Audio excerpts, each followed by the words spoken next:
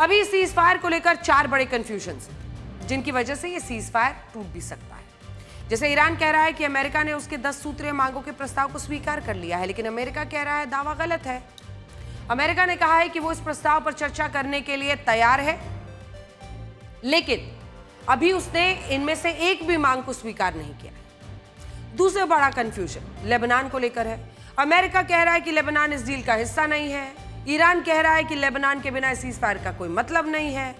तीसरा confusion Iran के परमाणु कार्यक्रम को लेकर है। ईरान कह रहा है कि उसने अपने प्रस्ताव में यह शर्त रखी है कि उसे यूरेनियम को एनरिच करने का अधिकार दिया जाए।